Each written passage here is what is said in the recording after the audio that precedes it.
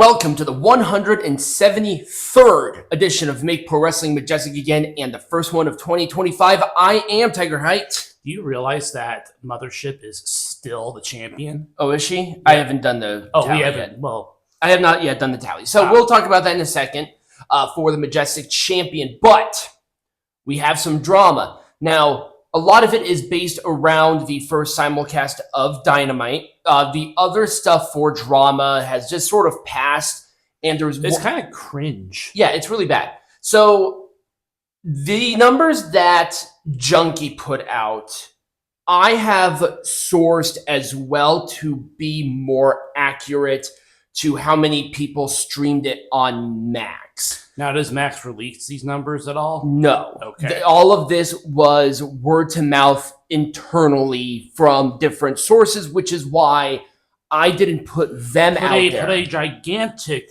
grain of salt on this. It's an enormous grain of salt that less than 70,000 people, but I have seen a couple of sources either mimic or came pretty close to the 70,000 number. Now, see, again, this is going to be an issue. It's like we don't. Really this is the drama part. Right. Of it. We don't know. We don't know how many people actually watched on Max. We know how many people watched on cable television, but they keep the. Well, they lost again. Mm-hmm. I do not know a single person who has Max. A single person. I mean, we have Discovery Plus, but not Max. Yeah, but Max is different. Right. Even though it's owned by the same company, it is different. It is a different service. Yes. And we will not be watching the pay-per-views through that service because A, I get them for free, and B, even if you pay for Max, which I think is like $13.99 a month or something like that, you still have to pay for the pay-per-views. We don't know that for sure, though. Oh, I know that for sure. Oh, okay. That was actually part of the package deal. Part of the package. It's a heavily discounted price. Right. But they do have to pay for the pay-per-view. Oh, fun stuff. Which is the dumbest thing ever. Yeah. I'm going to stick with my Peacock. I'm sorry. We have morons who think 20 million people... 20 million. I believe that this guy. I almost wonder if this person was trolling. Yeah, he is obviously trolling. There's no way you're this stupid. I don't think there's even any fathomable way there's this stupid. Even brain damage. Yes, and also this is one of the people who falsely accused me of being a pedophile. By the way, so Dave, you're gonna put on notice. Nobody believes you, which is why I haven't gone after you legally. But I recommend shutting up. And the other thing... Yay, it's Cope. Copium. Cope. Of all the names, Adam Copeland was perfectly fine. Not because I'm also an Adam, but it was a cool name. Mm-hmm.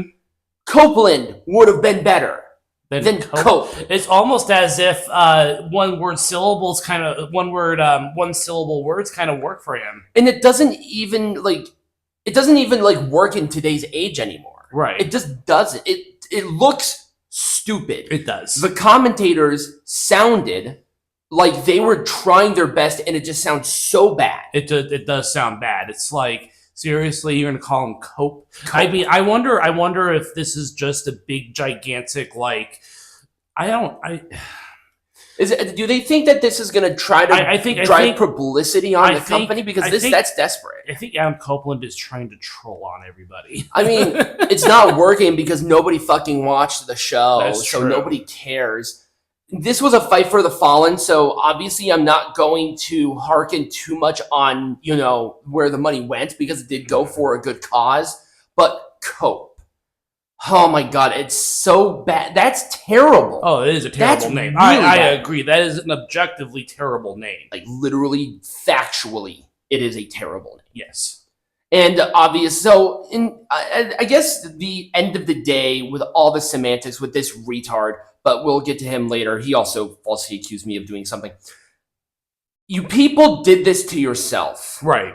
You're the ones who brought on the ratings. Yes. You are the ones who brought up the demos. Chris Jericho was calling himself the demo god. Yeah. You don't get to just circumvent and reinvent history because you're getting your ass whooped. Right. I watch the shows. They're not good. They're objectively, theoretically, and spiritually not good shows. They're not good anymore. Nobody cares. Nobody is going to them. Nobody is watching. They have to go to smaller arenas because they're getting that bad. I'm sorry. That's not being mean. That's being factual. And the final thing, we're going to go into something more serious. It does involve AEW, but in a very, very serious thing. And that is Jamie Hahn. Who's Jamie Hahn? Well, I'll tell you. Yeah, I don't know who Jamie Hahn is. So Jamie Hahn she was a significant other to BJ Whitmer, who worked as a producer for AEW. Mm-hmm. BJ Whitmer has been arrested and convicted of felony battery, burglary, and spousal abuse. And it was to her, I believe. And this was in June of 2023. And to AEW's credit, they fired him immediately after he was arrested and convicted. Now, why I'm bringing this up, it's because of this GoFundMe. And I will have it linked in the description if you want to donate to her cause. Where the legal staff, because at the time of this arrest, he was an employee of AEW. Okay.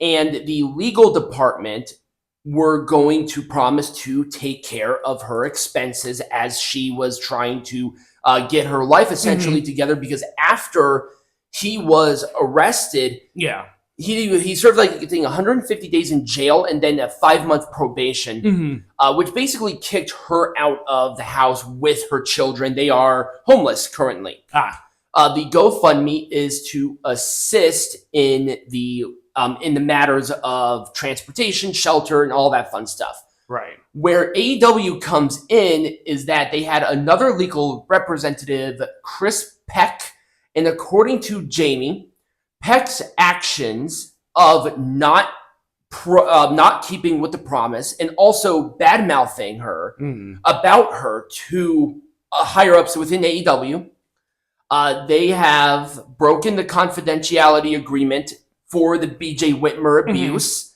the false portrayal of her intentions of this GoFundMe and of getting the payout in the first place, and compounding the hardships because she's had to pay throughout this entire process. So she is broke. She is homeless. AEW have neglected her and put out false aspersions that basically cut her off from this.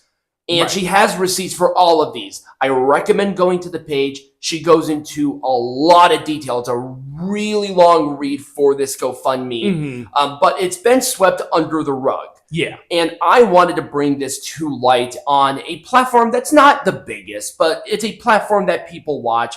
If you have $5 or $6 that's burning up in your pocket, go ahead and donate. Right. As of me hitting this screenshot, it's at $1,300. But the last time I checked, which was earlier today, actually I can check it out right now because I have it pulled up.